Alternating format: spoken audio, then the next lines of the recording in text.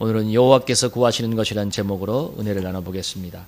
이렇게 오늘도 힘차게 인사해 볼까요? 하나님과 동행하는 삶이 축복입니다. 이렇게 인사해 보겠습니다. 시작. 하나님과 동행하는 삶이 축복입니다. 아멘. 우리 오늘 이렇게도 한번 인사합시다. 하나님과 함께하면 더위 먹지 않습니다. 이렇게 인사하겠습니다. 시작. 하나님과 함께하면 더위 먹지 않습니다. 아멘. 우리 여호와께서 구하시는 것, 우리 하나님의 말씀 한번 나눠봅니다. 며칠 전에 제가 교회에서 있다가 지하 주차장에 주차해둔 봉고 안에 이 물건을 꺼내올 일이 있어서 이제 봉고키를 가고 내려가고 있는데 교회 문을 나서려는 순간에 왠지 모르게 식당키를 가지고 가야 된다는 마음에 감동이 왔습니다. 근데 아무리 생각해도 내가 뭐 지금 지하 주차장에 가서 봉고에서 물건을 꺼내올 건데 식당에 볼 일이 없을 것 같아서 그냥 무시하고 이제 내려가는데 지하 계단을 이렇게 들어가는 순간에 어떤 생각이 드냐면 내가 지금 식당에 가서 물을 몇 번 내려야 되지 않은 생각이 났습니다. 이제 지하 식당에 평소에 쓰지 않으니까 여름에 냄새가 많이 난다고 해서 또 그런데 주중이라도 이렇게 식당을 사용하고 물을 쓰면 냄새가 안 난대요. 그래 아마 입주자들이 부탁을 했던 모양인데 관리수장이 얼마 전에 저에게 부탁을 했습니다. 하루에 몇 번 정도 물을 좀 내려주시면 냄새가 안 날 것 같습니다.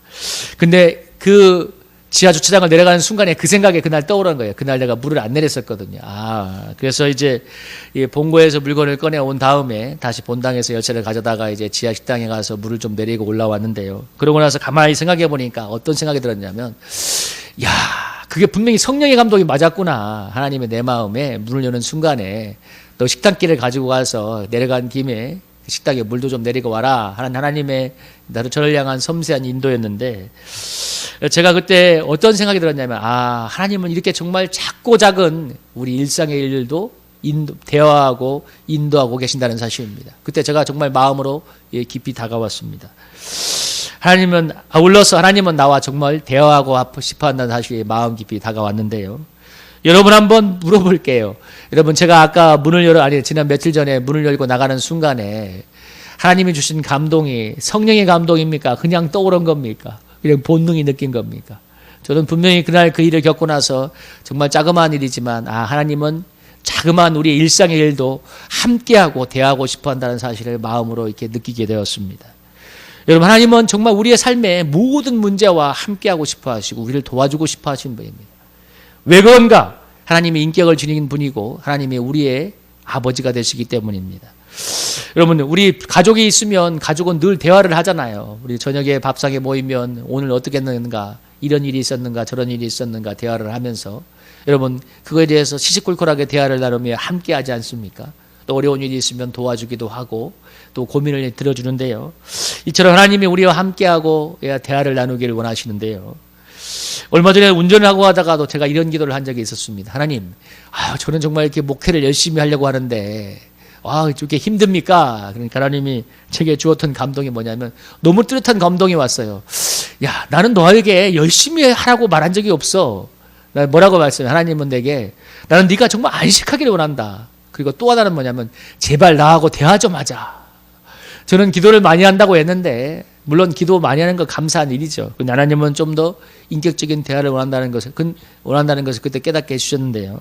그러니까 정말 그때 큰 깨달음이었습니다. 하나님은 내가 열심히 하는 것보다도 믿고 안식하기를 원하시고 대화하기를 원한다는 것, 정말 기쁜 깨달음이 왔는데요. 그건 여러분 우리 사랑하는 성도님들과도 동일한 하나님의 바람이라고 믿습니다. 여러분 우리가 얼마나 우리 인생을 잘 살아보려고 애를 쓰고 있습니까? 우리 사랑하는 성도님들 지난 한 주 정말 산다고 애쓰셨죠. 더위에 산다고 각자 삶의 자리에서 직장에서 잘 살아보려고 얼마나 애를 썼어요. 하나님은 우리가 이런 수고로운 인생을 사는 것을 절대 모르지 않으시고 우리가 그렇게 수고로운 인생을 사는 그곳에 우리를 도와주시고 안식을 누리기를 원하십니다. 여러분 이 말씀 우리가 너무나 잘 알고 있잖아요. 우리 한번 읽어볼까요? 한번 이것도 읽어보겠습니다. 이 말씀만 읽어도 큰 힘이 되죠. 한번 읽어보겠습니다. 시작. 수고하고 무거운 짐진 자들아 다 내게로 오라. 내가 너희를 쉬게 하리라. 나는 마음이 온유하고 겸손하니 나의 멍에를 보고 내게 배우라. 그리하면 너희 마음이 쉼을 얻으니 내 멍에는 쉽고 내 짐은 가벼움이라 하시니라. 여러분 우리를 향한 하나님 아버지의 마음이 이건 거예요. 우리가 수고하고 무거운 인생의 짐을 지는 것을 원치 않으세요. 야, 네 수고하고 무거운 네 인생의 짐 좀 내게 갖고 와라. 내가 같이 져줄게. 그러면 마음이 쉽고 안식을 얻을 것이다. 여러분, 사실 인생도 괴롭지만 그 인생의 짐이 내 마음을 짓누르는 게 더 힘들잖아요. 하나님은 우리 인생에 오셔서 우리 인생의 무거워하고 무거운 짐을 함께 들어주길 원하십니다.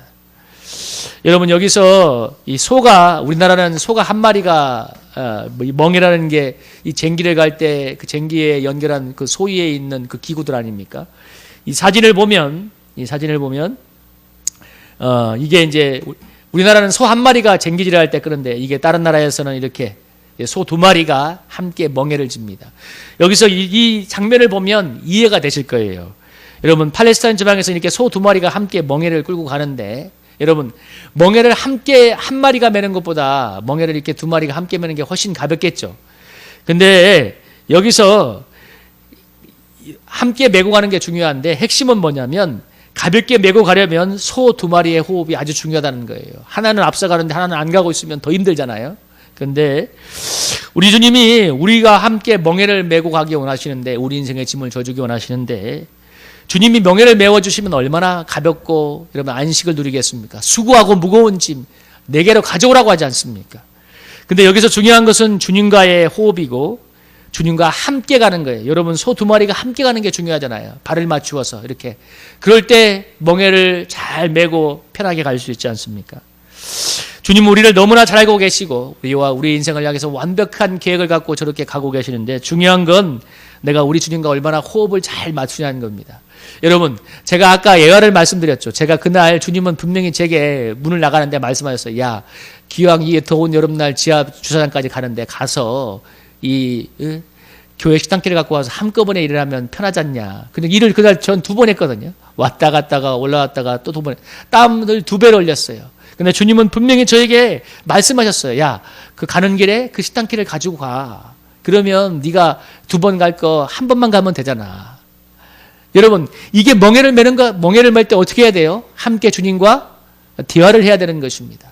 우리는 여기서 소는 대화를 못 하겠지만 우리 주님은 우리와 함께 이렇게 멍에를 메고 가는데 이렇게 함께 대화하기를 원하신다는 거예요.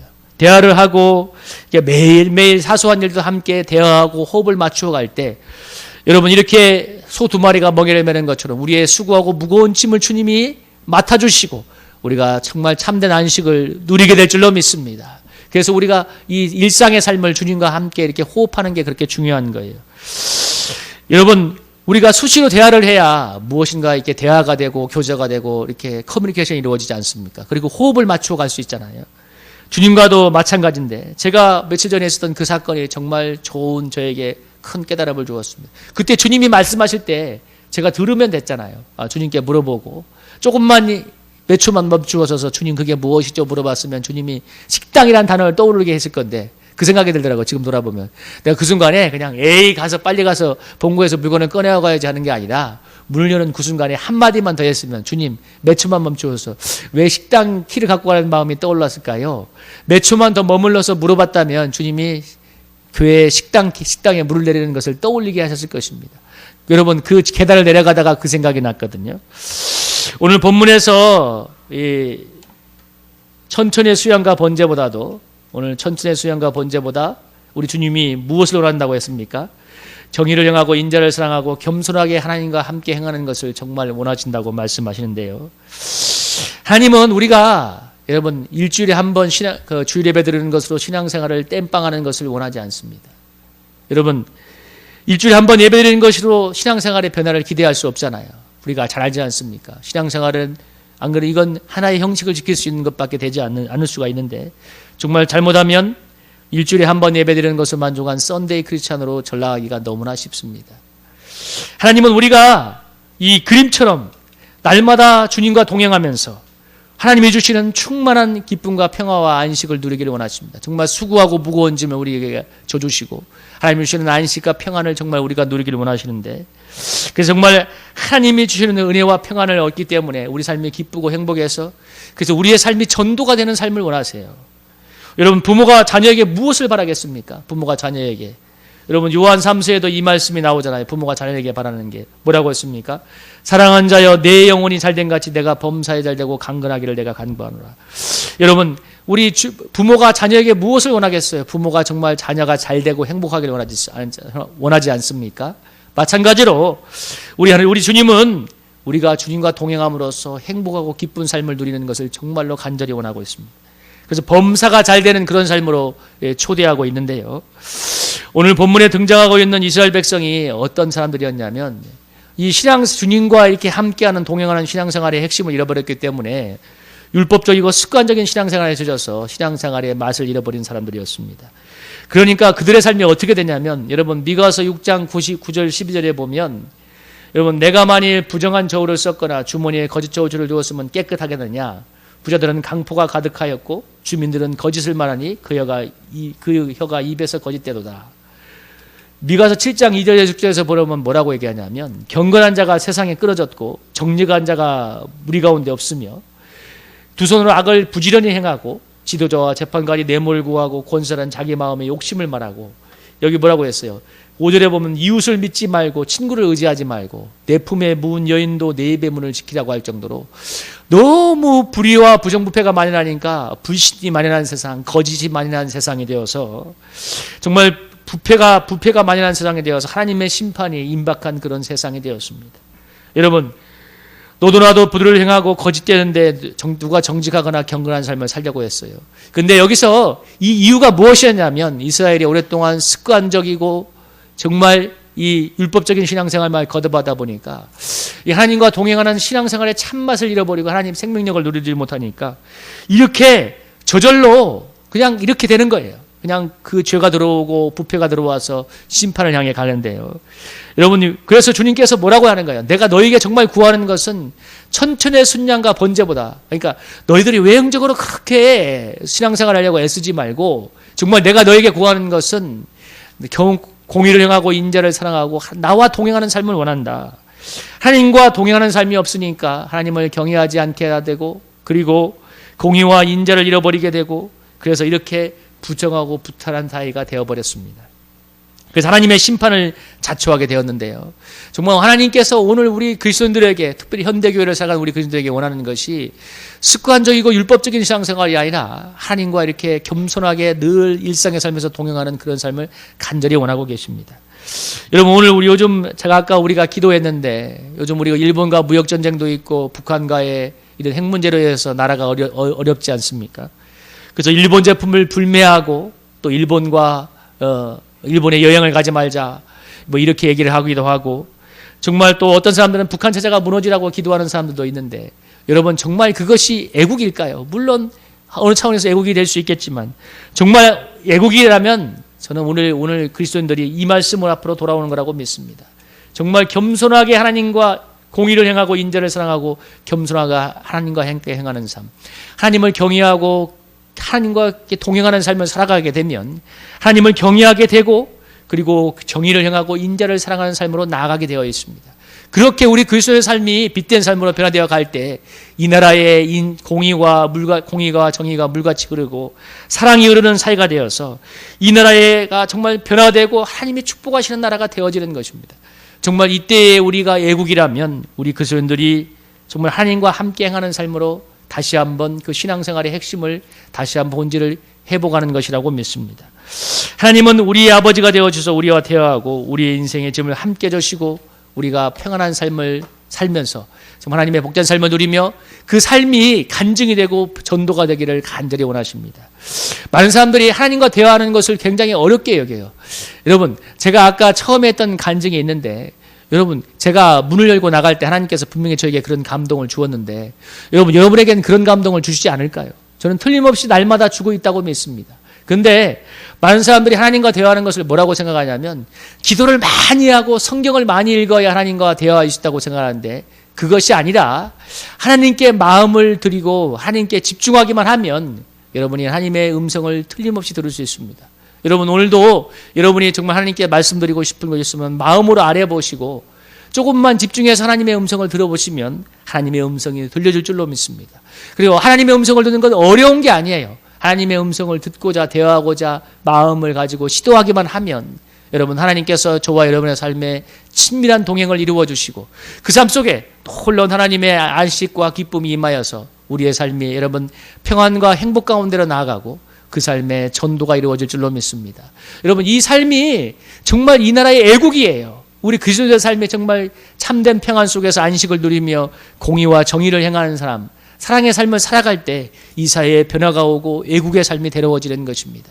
우리 사랑하는 성도님들, 오늘 이 주일 와서 이 주님의 복된 삶으로의 초청을 여러분 마음으로 받아들이고 갈 수 있기를 축복합니다. 내일부터 일상의 삶을 살아갈 때 하나님께 묻고 하나님과 대화하고 하나님과 동행하는 삶을 하루하루 실천하면서 하나님이 주시는 안식과 기쁨과 그 응답을 충만하게 누리고 그 하나님의 은혜를 충만하게 누림으로써 저와 여러분의 삶이 전도가 되는 그런 복된 삶으로 나아가기를 주님의 이름으로 축복합니다.